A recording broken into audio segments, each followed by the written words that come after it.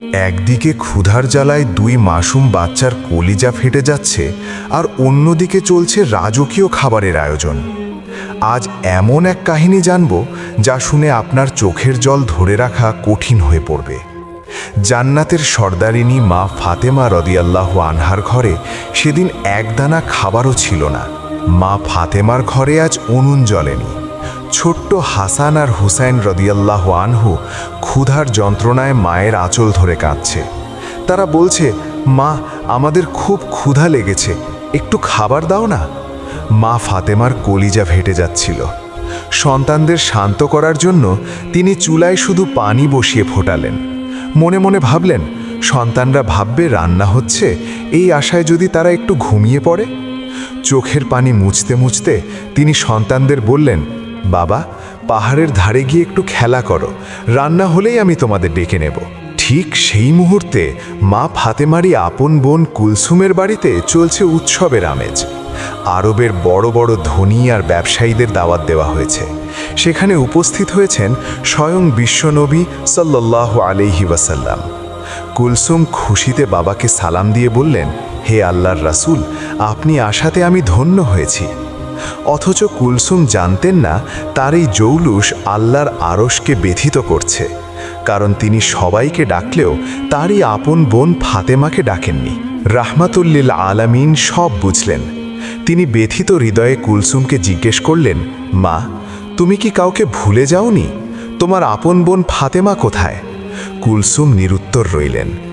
কিন্তু যখনই খাবার পরিবেশনের জন্য বড় বড় হাঁড়ির ঢাকনা তোলা হলো, মুহূর্তেই পুরো মজলিস স্তব্ধ হয়ে গেল। পোলাও, কোরমা আর দামি সব খাবার চোখের পলকে কয়লায় পরিণত হয়ে পাথর হয়ে গেছে। কুলসুমের মাথায় আকাশ ভেঙে পড়ল। আমন্ত্রিত অতিথিদের সামনে তার মান সম্মান ধুলোয় মিশে যাওয়ার উপক্রম। হতাশাগ্রস্ত কুলসুম দৌড়ে নবীজির কাছে গিয়ে বললেন, বাবা, এ কি হলো?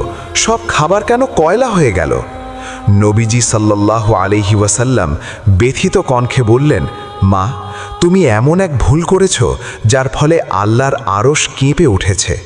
তোমার বোন ফাতেমা আর তার দুই সন্তান ক্ষুধার জ্বালায় কাঁদছে, আর তুমি তাদের বাদ দিয়ে মেজবান করছো। এই খাবার শুধু ফাতেমার দোয়াই ঠিক করতে পারে। কুলসুম কাঁদতে কাঁদতে মা ফাতেমার দুয়ারে গিয়ে দাঁড়ালেন।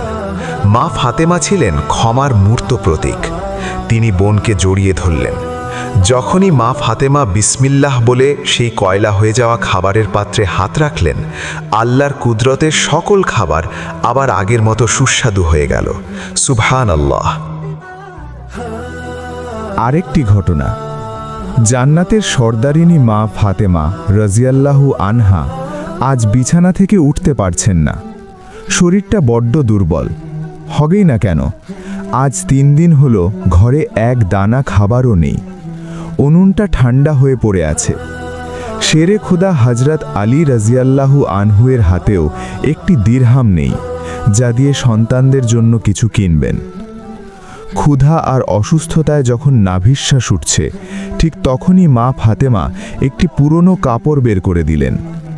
এটি কোনো সাধারণ কাপড় নয়। বিয়ের সময় নবীজি সাল্লাল্লাহু আলাইহি ওয়াসাল্লাম নিজ হাতে এটি হাদিয়া দিয়েছিলেন। হযরত আলী রাজিয়াল্লাহু আনহু কাপড়টি নিয়ে বাজারে গেলেন, কিন্তু কাপড়টি ছিল অনেক পুরনো। কেউ সেটি কিনতে চাইছিল না। আলী রাজিয়াল্লাহু আনহুয়ের চোখে পানি চলে এলো।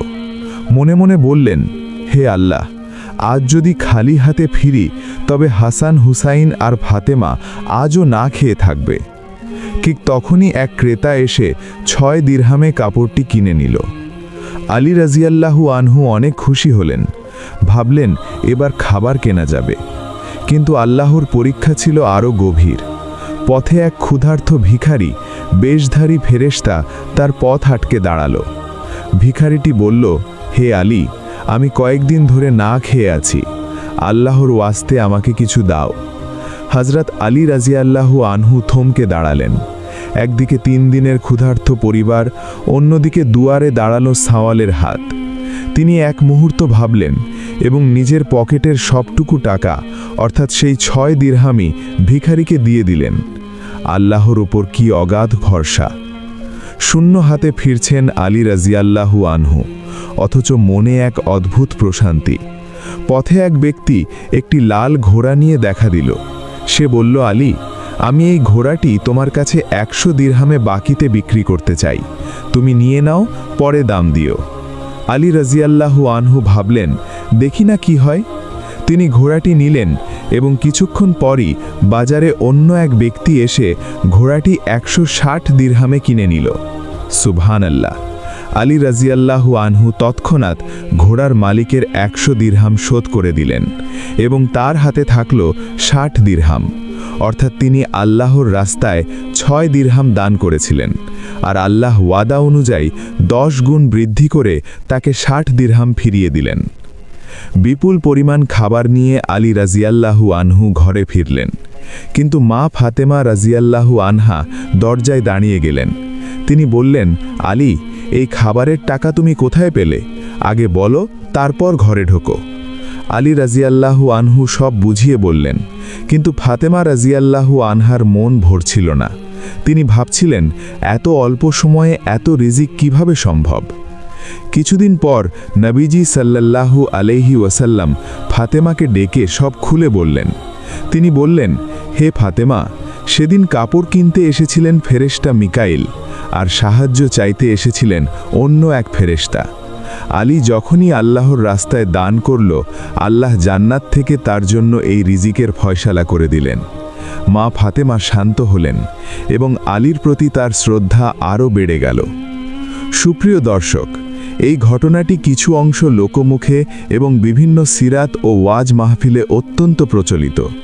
যদিও এই ঘটনাগুলো হুবহু ঐতিহাসিক বিশুদ্ধতা বা সহি সনদ পাওয়া যায় না এবং অনেকে এটিকে দুর্বল বর্ণনা বলে মনে করেন, কিন্তু এই গল্পের শিক্ষাটি চিরন্তন এবং এর মৌলিক শিক্ষা অনেক সহি হাদিস ও ইতিহাসের গ্রন্থ থেকে প্রমাণিত। তাই কেউ বিভ্রান্ত হবেন না। আল্লাহ আমাদের শিখিয়েছেন, দান করলে সম্পদ কমে না, বরং বহুগুণ বেড়ে যায়। আসুন আমরা যেন তর্কে না জড়িয়ে মা ফাতেমা ও আলী রাজিয়াল্লাহু আনহুয়ের সেই তাকওয়া আর ত্যাগের গুণটি নিজের জীবনে ধারণ করতে পারি। আপনি কি কখনো বিপদে পড়ে কাউকে সাহায্য করেছেন এবং পরে অপ্রত্যাশিত কোনো প্রতিদান পেয়েছেন? কমেন্টে আমাদের জানান।